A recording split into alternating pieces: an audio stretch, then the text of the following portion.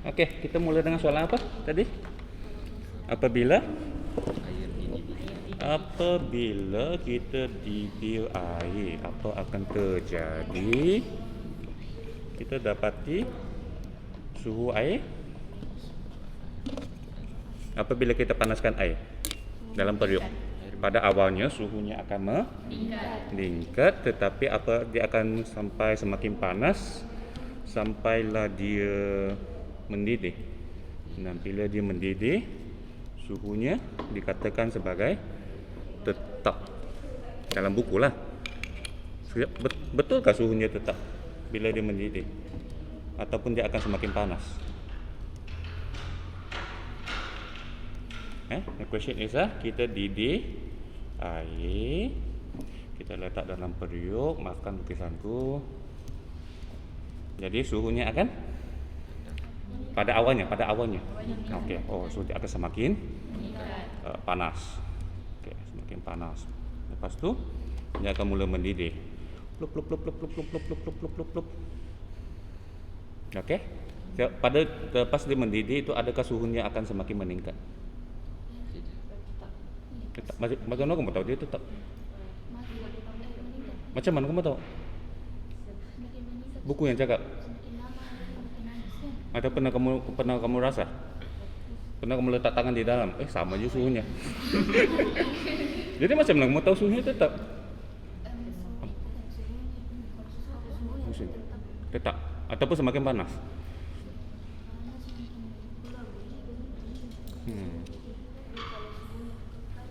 Nah, kalau suhu meningkat, tak keluar apa? Nak pernah kamu fikir? Saya cakap kamu tengok dari buku atau kamu sudah belajar takat didihnya, bila sampai takat didih suhunya tidak akan berubah kan? Itu dari buku. Tapi pernah kamu terfikir betulkah itu? Ataupun menipu? Tak pernah fikir? Okey, nak fikirkan itu lah. You think adakah betul-betul suhunya tetap? Suhunya tetap. Kemudian tadi saya ada dengar kamu cakap apa tadi ya? Kenapa suhunya tetap? Kenapa suhunya tetap dan tidak berubah? Jawapan kamu kerana kamu cakap kerana 100 darjah Celsius ialah takat didihnya, kan? Oleh itu bila dia sampai 100 darjah Celsius, suhunya akan tetapkan. No. Jadi ada siapa yang beritahu air itu, kamu sampai sudah 100, jangan lagi panas ah. Ya kami pun dengar. Bagaimana air itu tahu untuk berhenti meningkatkan suhunya pada 100 darjah Celsius? Sebab ayat kamu ini seakan-akan air itu akan berhenti meningkat suhunya sebab takat didihnya 100 darjah Celsius. Macam ngam kan? Tetapi sebenarnya dia bukan begini. Sebenarnya daripada eksperimen kita mendapati bahawa bila kita mendidihnya suhunya tetap, dan oleh itu kita cakap dia ada satu takat didih. Kita bagi satu term takat didih sebab dia ada satu suhu di mana dia akan tetap. Dan kenapa 100 darjah Celsius? Faham tak? Sebab kamu belajar sains bukan teori yang menentukan apa berlaku di sekeliling. Yang manusia tengok apa yang berlaku sekeliling, lepas tu kita buat satu teori. Nampak kan? Okey, itu pertama. Then why 100? Why 100? Of course the first question ialah kenapa kita perlu define satu benda yang kita panggil takat didih lah. Okay? Sebenarnya kita nampak dia tetap, oleh itu kita bagi dia satu nama. Dan bukan dia tetap sebab dia ada satu nama, kan? Okey. Manakala kenapa 100? Nah, itu pun fikir. So fikir lagi, bincang lagi soalan pertama dan soalan kedua. Apa tu? Adakah beza dia guna air api dengan guna elektrik? Dia boleh dikawal. Dia boleh dikawal. Tetapi kedua-duanya pun membekalkan haba kan? Okay, mungkin satu lebih cepat, satu lebih perlahan. That's another matter. Hanya sebab mungkin pengalaman apa? Yalah, kalau kita lupa tutup api, dia akan terus mendidih. Elektrik? Dia stop dari so dia stop sendiri. So adakah ini membawa apa-apa perbezaan ataupun Kita perlu tengok kenapa dia stop. Nah, kenapa dia stop?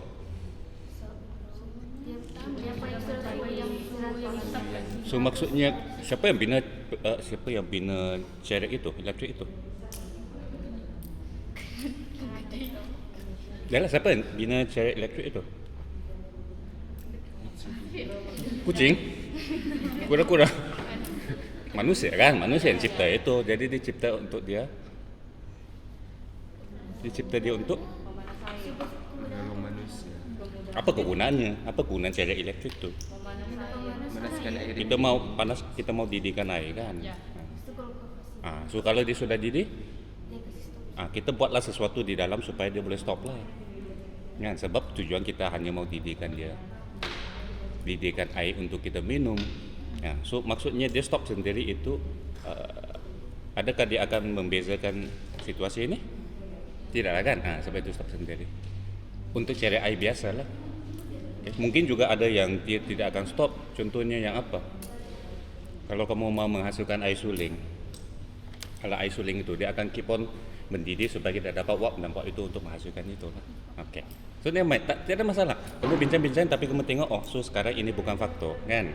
Oke. Tapi kamu kena tengok. Alright. So sudah? Soalan 1 sudah? Ataupun soalan 2 dulu? Oke. Soalan 2 ialah daripada eksperimen dari dulu lagi kita tahu bila kita mendidih air suhunya adalah tetap dan sebagainya. So kita bagi dia satu nama, termlah takat didih. Begitu juga bila dia membeku, didapati dia membeku pada satu suhu yang tetap, iaitu takat lebu ke takat beku. Jadi lebu ke beku? Dia membeku lah. Actually sama kan? Sebenarnya melebu dan dia membeku pada suhu yang sama. Okey, memang nanti. So kenapa cantiknya kebetulan air dia membeku pada kosong dan dia mendidih pada 100. Ini bagusnya air ini. Memang kami senang ingat. Kenapa? Dia mengikut suhu. Jadi dia mengikut suhu. Air itu mengikut suhu. Bagusnya dia menyenangkan kerja kita. Tak perlu kita ingat. Kenapa? Kebetulan. Buku teks yang beritahu. Tanya penulis buku teks siapa yang beritahu dia? Ada orang dulu yang beritahu. Mengapa dia beku pada 0 darjah Celsius dan mendidih pada 100 darjah Celsius? Pernah terfikir?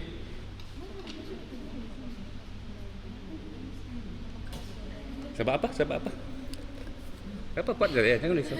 Bincang saja.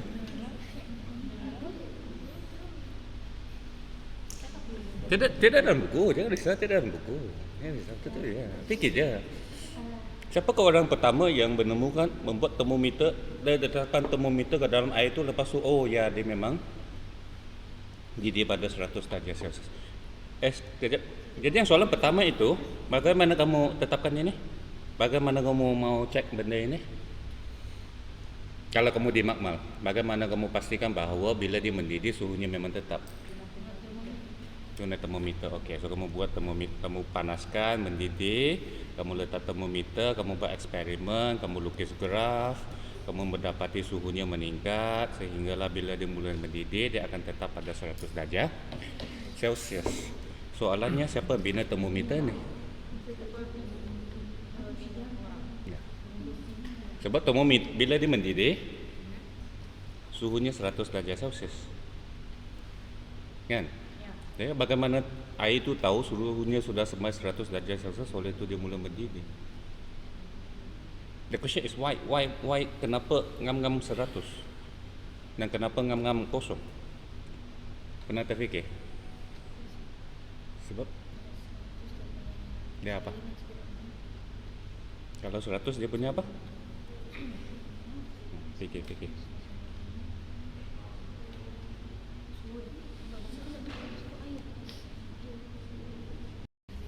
Okey, sekejap. Yang soalan pertama tadi, kamu kata boleh buat eksperimen kan? Okey. Kalau kamu tiada termometer, bolehkah kamu yakinkan saja? Kalau kamu tiada termometer dan sebagainya, kamu di dapur sahaja, Bolehkah kamu yakinkan bahawa bila dia mendidih suhunya tidak meningkat? Kan ditanyakan kenapa.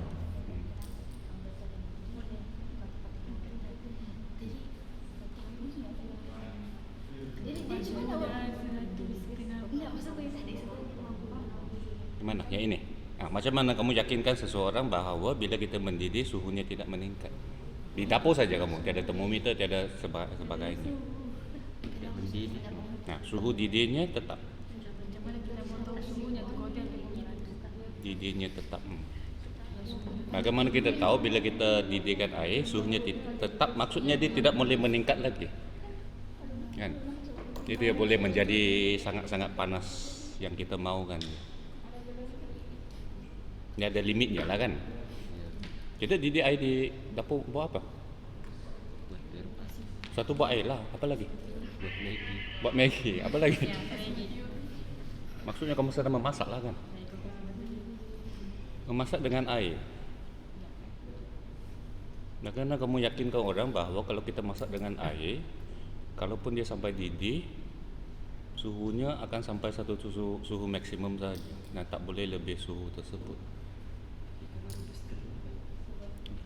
Rebus telur, good. Rebus telur. Kalau kamu kasih biar kan bagus. Kalau kamu rebus telur, dia sudah mendidih, kamu kasih biarkan saja. Asalkan janganlah dia sampai kering. Kan? Kamu rebus dia 1 jam ke 2 jam pun, 15 minit. dapatkah dia banding dengan telur goreng? Iya. Kamu rebus dia berapa lama pun bolehkah dia akan jadi telur goreng? Kenapa? Kan dia jadi penyam. Nah, dia apa spesial dia minyak? Melekat jadi Melekat di kuali. Nah, fikir. Itu cluenya. Air kan dia Air dengan minyak ada beza. Kamu cakap air dengan minyak ada beza. Lepas tu ada cakap minyak tak apa? Tak didih.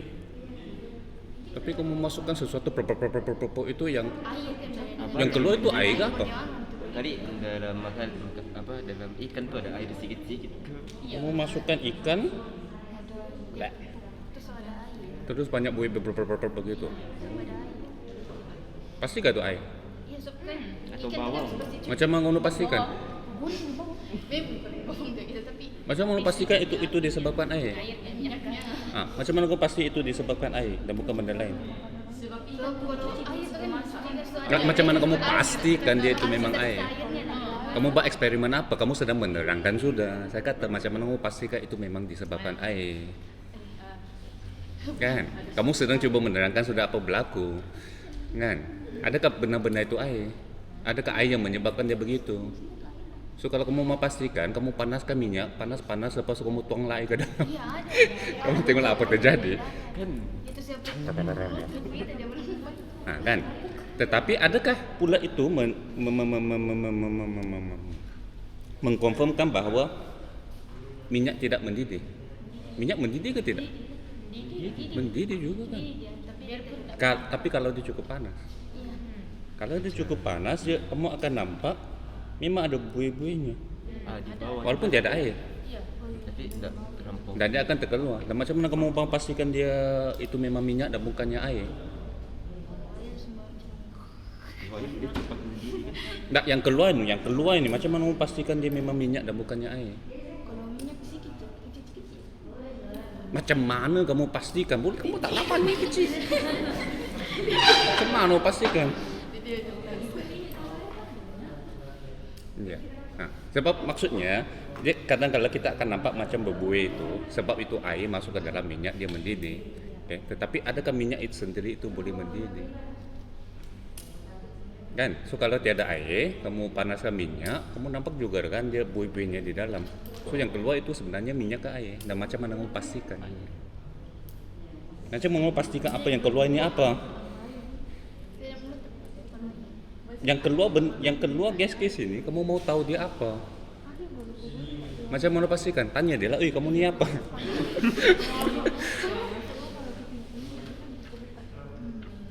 Macam mana pastikan? Apa kamu akan buat bahwa, untuk menunjukkan bahawa itu memang minyak dan bukannya air? Macam mana kamu kumpulkanlah? Dia kan keluar dari sini. Kamu kumpulkanlah, kamu tunjukkan dia adalah minyak. Contohnya kamu letaklah muka kamu di sini. Lepas tu kamu tengok macam berminyak kan dia?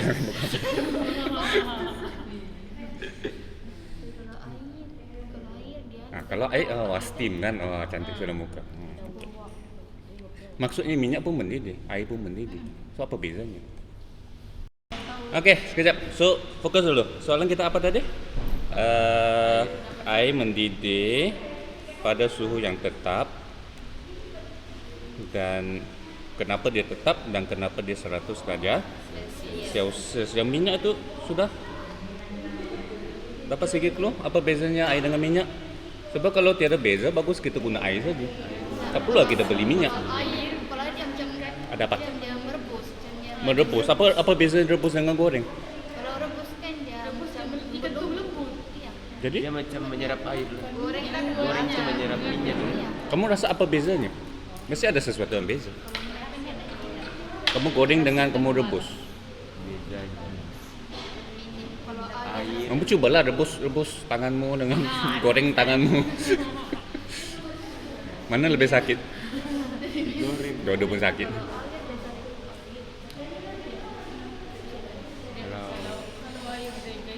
Dengan kalau mau terpecik, tapi air kan kalau banyak. Kalau terpecik sikit air yang mendidih dengan terpecik sikit air minyak.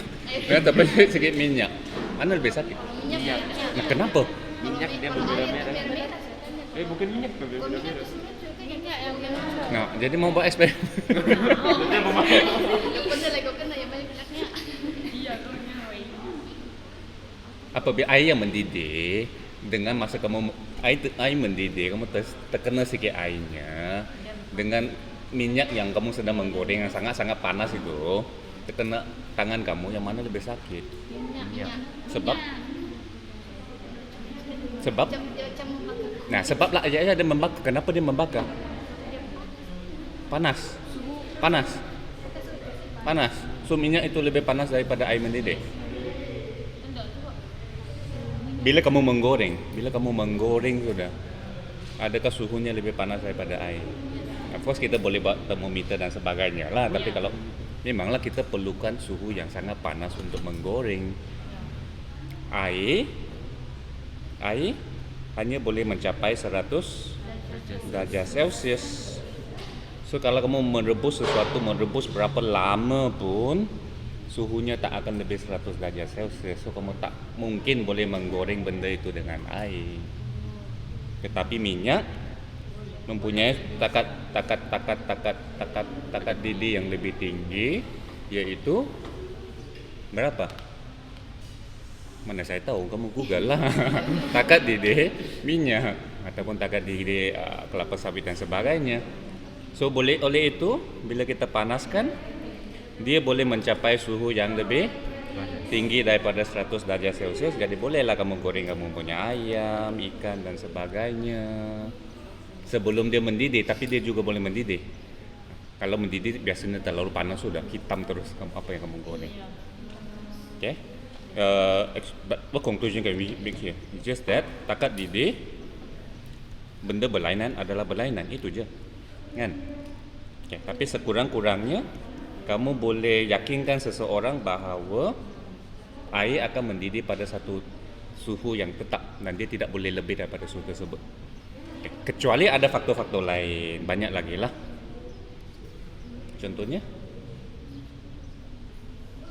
Contohnya apa yang mendidih, apakah air yang dia boleh lagi menyakitkan daripada air biasa kalau kamu terkena.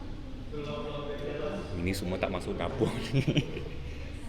Masak kenduri, apabila kamu masak sesuatu. Air apa? Air asid. Air asid ya lah, ada asid tapi dia bukan suhunya kan. Contohnya lah air gula, sirap yang pekat. Dia lebih panas dari air biasa ke tidak? lebih panas. Kamu boleh coba lah. Dulu panas. Kamu buat air gula, dia mendidih pada suhu yang lebih tinggi. ataupun kamu mendidihkan dia pada tekanan tinggi, tekanan rendah dan sebagainya lah. Sekarang ada pakai air fryer dan sebagainya kan. Itu banyak-banyak faktor lagi kan. Okey, tapi balik kepada sini itu. So at least kita tahu sudah dia akan pada satu suhu tetap bergantung kepada keadaan lah. Kalau keadaannya tetap, dia pun tetap lah. Okay, so the next question is, kenapa takat didih air adalah 100 dan takat bekunya adalah kosong? Kenapa nombornya begitu cantik?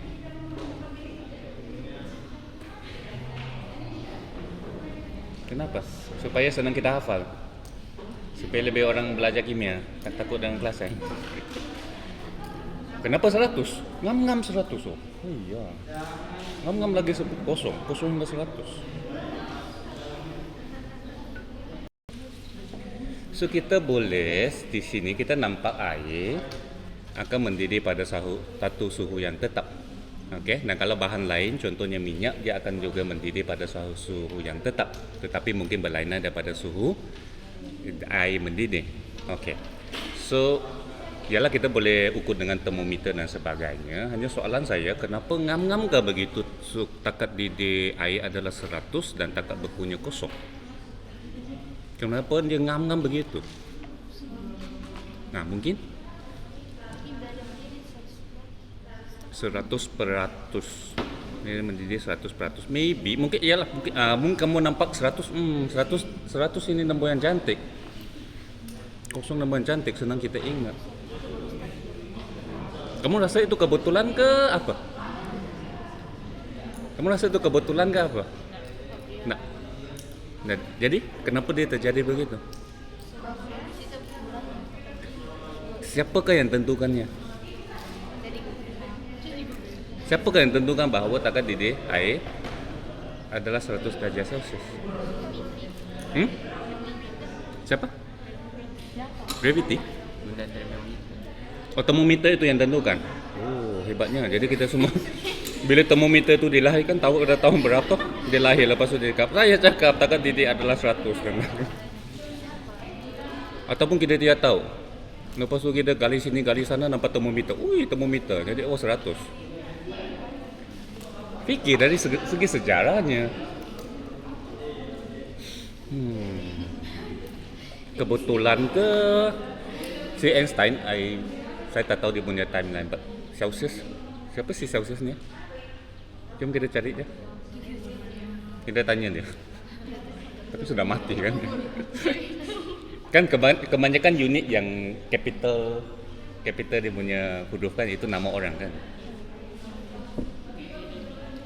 Celsius, Newton, Pascal.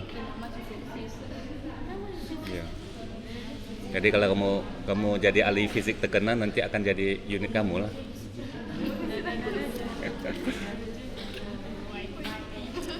Okay, fikir. Jangan terlalu terkongkong kamu punya pemikiran. Ialah dalam buku dari awal sudah, dari SK kami sudah belajar kosong dengan 100. My question is, kenapa dia 100 dan kenapa dia kosong? Siapa yang tentukan?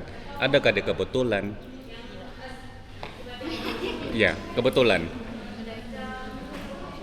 Sedangkan kita nampak benda-benda berlainan, takat didih-didihnya berlainan. Kenapa air yang begitu special dia dapat nombor yang begitu cantik? Kalau kita bincang lagi kan, macam mana kamu ukur 1 meter? 1 meter. Kamu pergi cari pembaris 1 meter kan? Okey. Ya kan, kamu mau ukur 1 meter, kamu pergi kedai beli pembaris 1 meter. Lepas tu kamu fikir, macam mana orang yang buat pembaris ini tahu itu 1 meter? Oh, dia ukur dengan pembaris yang dulu.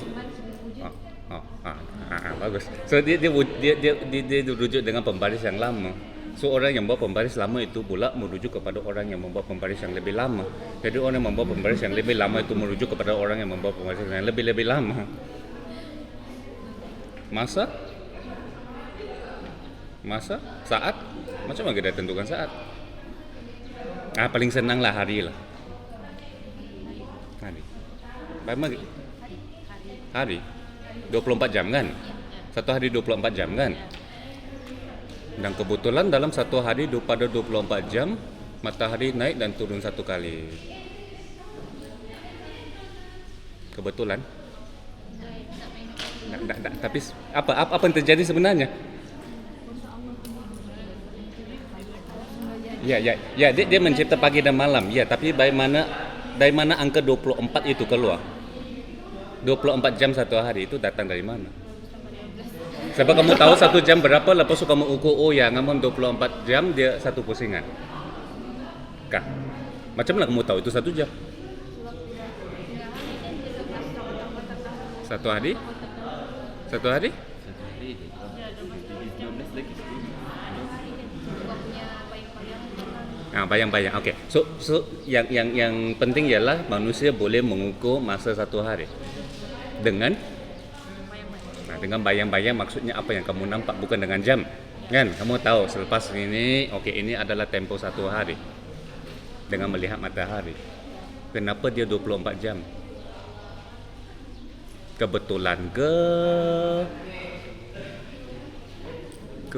ke apa? Kenapa satu hari bersama dengan 24 jam? Lupa sudah.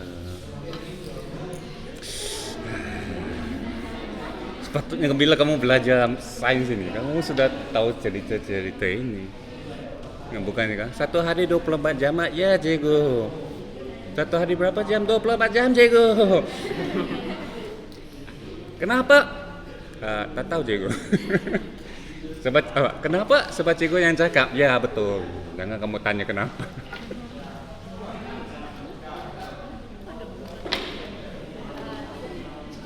Mungkin ada yang tahu jawapan. Malu saya cakap. Kenapa satu hari 24 jam? Kenapa cikgu? Fikir. Siapa yang tentukan? Kebetulan ke?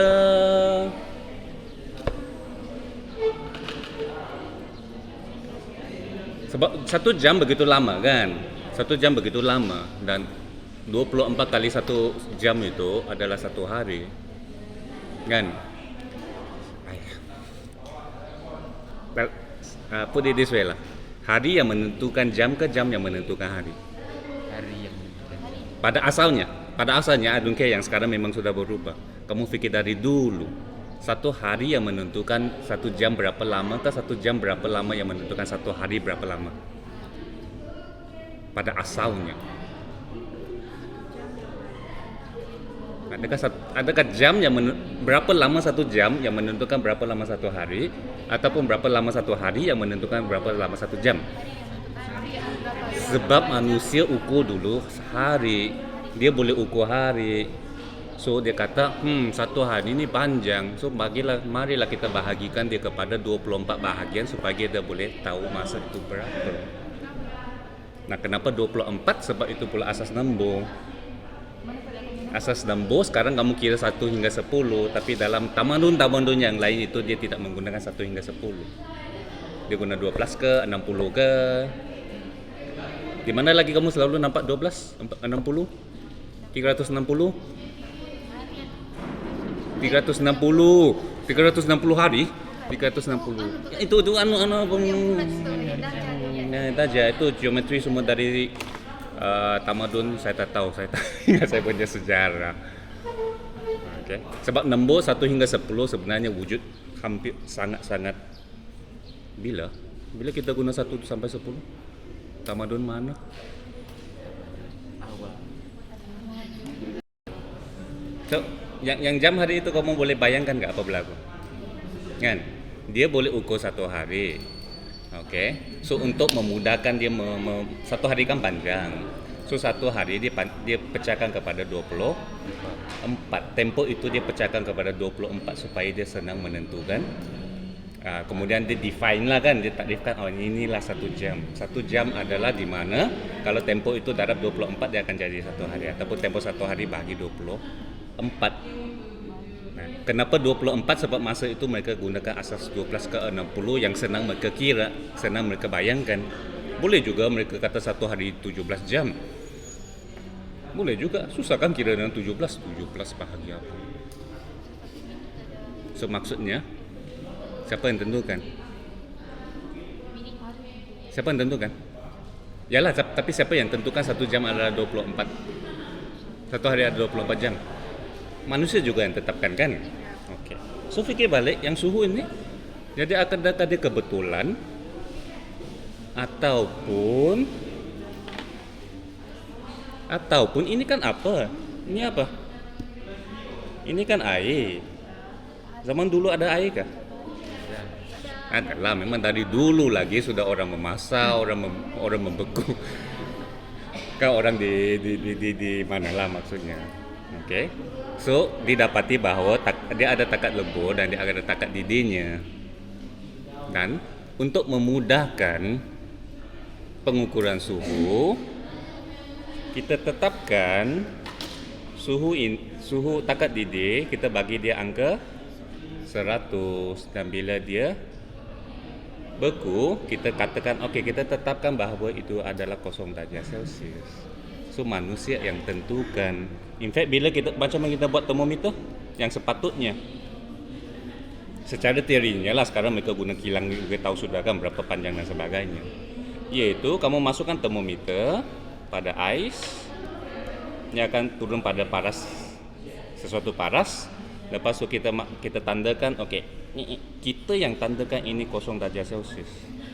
Lepas tu pindahkan ke air mendidih, dia sudah di atas, kita yang tandakan 100 darjah Celsius. Dan benda-benda lain kita ukur sajalah dan kita pecahkan. Itu je. So dah tentu manusia, takkanlah kucing. Apa kan? Okey. Kita yang menentukan skala Celsius, dan kenapa kita pilih 100 dan 0 supaya kita mudah. Lagipun air lah yang paling selalu kita gunakan dari dulu lagi. Kan, bukannya kita mula dengan minyak kan. Okey, so where are we sebenarnya? So kita sudah tahu bahawa air akan mendidih pada suhu tetap, dan suhu itu dari segi sejarahnya kita sudah tetapkan dia sebagai 100 darjah Celsius. Sebenarnya kita tetapkan Celsius berdasarkan air. Kan dari dulu lah, selepas itu dia bertukar berapa kali tidak penting. Okay, so balik kepada soalan pertama. So kita sudah tahulah dia memang berlaku.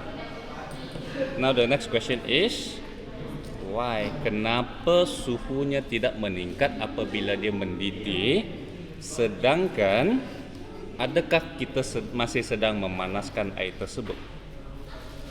Air biasa kita letakkan api, pada awalnya suhu akan meningkat, tetapi bila dia mendidih suhunya tidak berubah. Okey, cadangkan itu.